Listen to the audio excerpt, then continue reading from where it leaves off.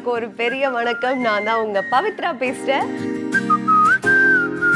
ஆக்சுவலா இப்போ வந்து நான் மலர்னு சொல்லுவா, இல்ல பவித்ரான்னு சொல்லுவா, இல்ல அபின்னு சொல்லுவான்னு எனக்கே ஒரு பெரிய கன்ஃபியூஷன் இருக்கு. ஏன்னா நீங்க பவித்ராவை தாண்டி நிறைய இடங்கள்ல வந்து என்னோட கேரக்டரா தான் என்ன நீங்க பார்த்துருக்கீங்க.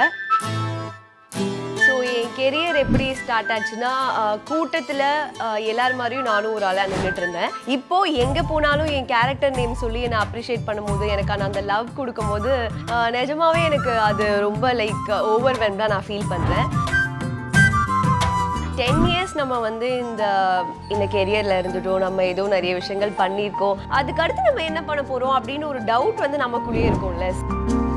அப்படி இருக்கும்போது தான் எனக்கு பிபி அப்படிங்கிற ஒரு ஆஃபர் வந்தது. எப்போவுமே நான் எப்படின்னா, எனக்கு எந்த ஆப்பர்ச்சுனிட்டி வருதோ அது நான் வேண்டான்னு சொல்லாமல் நான் எடுத்துக்கணும்னு தான் எப்போவுமே யோசிப்பேன். நெக்ஸ்ட் இப்போ வந்து நம்ம ஃபேமிலி பற்றி உங்ககிட்ட சொல்கிறேன்.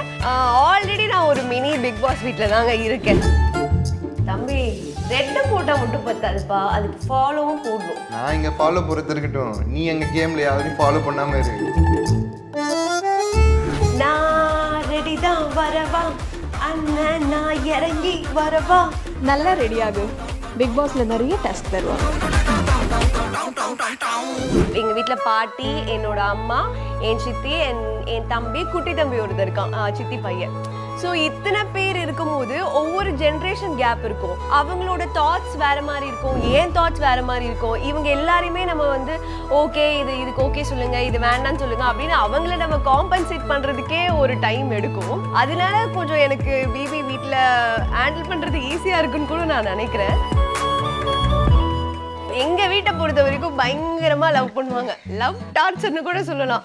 எல்லாருமே என்னடா இவ்வளோ பாசம் காட்டுறாங்களே, இவங்க கிட்ட போய் நம்ம எப்படி போய் சொல்ல முடியும் அப்படின்ற ஒரு தாட் நமக்குள்ளேயே வந்துடும். ஏன்னா அவங்க அவ்வளோ இன்னசென்ட், அவ்வளோ ஒரு மாதிரி எங்களை பார்த்து பார்த்து வளர்த்துருக்காங்க சின்ன வயசுலேருந்தே.